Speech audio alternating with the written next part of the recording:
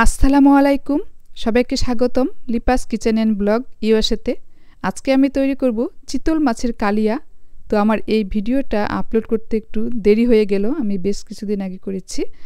তো যাই হোক, আমি বাজারে চলে আসলাম আর এখান থেকে আমি চিতল মাছ নিয়ে নিলাম।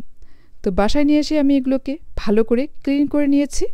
তারপরে আমি পানিটাকে ঝরিয়ে হাফ চা চামচ আদা বাটা দিলাম, লবণ স্বাদ মতো, আর লেবুর জুস হাফ চা চামচের মতো, আর হাফ চা চামচ হলুদ গুঁড়ো দিয়ে আমি খুব ভালো করে এগুলোকে ম্যারিনেট করে নিচ্ছি। তো এইভাবে মেখে মেখে প্রতিটা মাছের গায়ে লাগিয়ে নিতে হবে সব কিছুই। তো আমি 5 মিনিট রেস্টে রাখবো। গ্রেভির জন্য একটা মশলা তৈরি করে নেব, পেস্ট। তো এখানে আমি হাফ পেঁয়াজ নিয়েছি, মানে হাফ কাপের মতো পেঁয়াজ হবে, টমেটো অর্ধেকটা নিয়েছি, আর কাঁচামরিচ স্বাদ মতো, জিরে 1 চা চামচ, আর ধনে গুঁড়ো হাফ চা চামচ, আদা বাটা হাফ চা চামচ, শুকনো লাল মরিচের গুঁড়ো হাফ চা চামচ, দই, টক দই আর কি 2 চা চামচ। সো আমি এগুলোকে এখন একসঙ্গে মানে ব্লেন্ড করে নেব। তো গ্রেভির জন্য এই পেস্টটা আমি তৈরি করে নিচ্ছি, সবগুলো আমি একসঙ্গে ব্লেন্ড করে নিচ্ছি। তো ব্লেন্ড করা হয়ে গেল।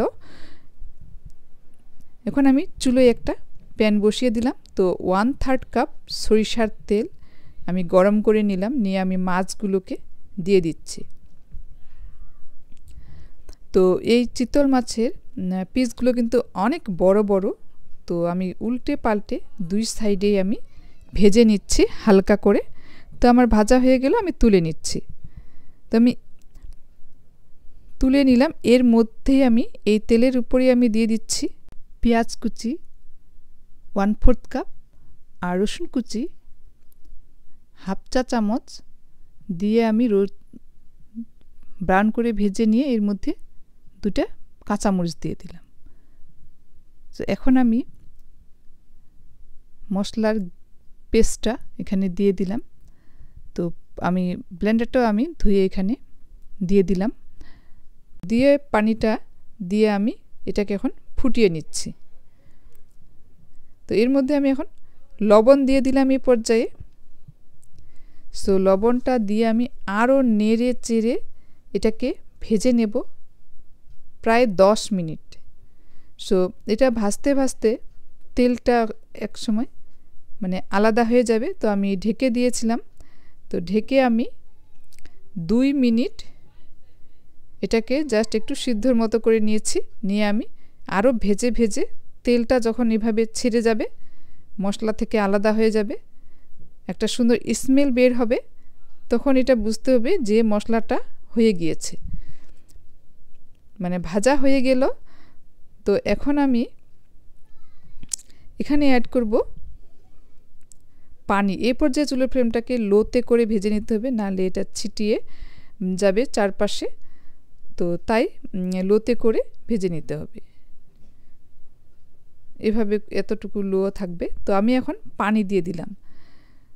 তো গ্রেভিটা পছন্দ মতো, তারপরেও খুব বেশি পানি দেওয়া যাবে না। তো কালিয়াতে একটু পানিটা মিডিয়াম রাখতে হবে। তো আমি ফ্লেমটাকে এখন বাড়িয়ে দিয়েছি। তো পানি দেওয়ার পরে আমি পানিটাকে মানে মশলাটাকে আমি ফুটিয়ে নিলাম। নেওয়ার পরে আমি মাছগুলো দিয়ে দিলাম, মানে ভেজে রাখা মাছগুলো।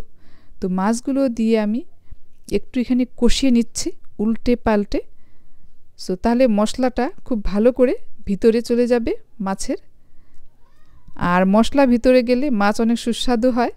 তো যাই হোক, আমি এখানে দিয়ে দিচ্ছি পুদিনা পাতা, জাস্ট একটু দিয়ে দিলাম।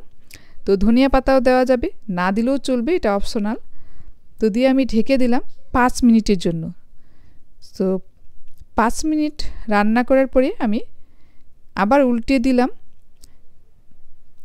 সো এভাবে উল্টিয়ে দিয়ে আমি আরও 5 মিনিটের জন্য এটাকে রান্না করে নিচ্ছি ঢেকে দিয়ে। তো 5 মিনিট পরে আমি ফিরে আসলাম। সো একদম পারফেক্টভাবে হয়ে গিয়েছে। তো আমি একটু টেস্ট করে দেখলাম যে এটার লবণ একটু কম হয়েছে। আমি আরেকটু লবণ দিয়ে দিলাম, দিয়ে আমি আরেকটু উল্টে পাল্টে নেড়ে চেড়ে লবণটাকে মিশিয়ে নিয়ে জাস্ট 2 মিনিটের মতো আমি লো ফ্লেমে রেখে এটাকে আরও পরিবেশন করলাম। সো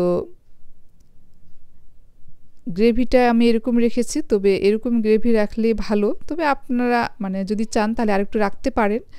সো যাই হোক, আমি তৈরি করে নিলাম চিতল মাছের কালিয়া রেসিপি। তো আমরা একঘেয়েমি না খেয়ে আমরা কালিয়া তৈরি করে নিতে পারি। এই চিতল মাছের কালিয়া কিংবা যে কোনো মাছ আমরা সেমভাবে তৈরি করে নিতে পারবো। তো আমরা ভাত, পোলাও, বিরিয়ানির সঙ্গেও খেতে পারবো এই মাছ। তো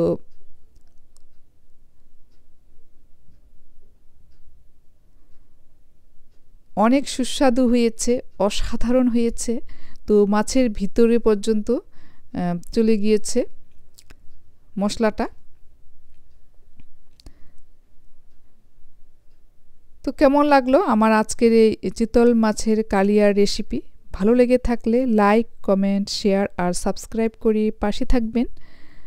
সবাই ভালো থাকবেন। আল্লাহ হাফেজ।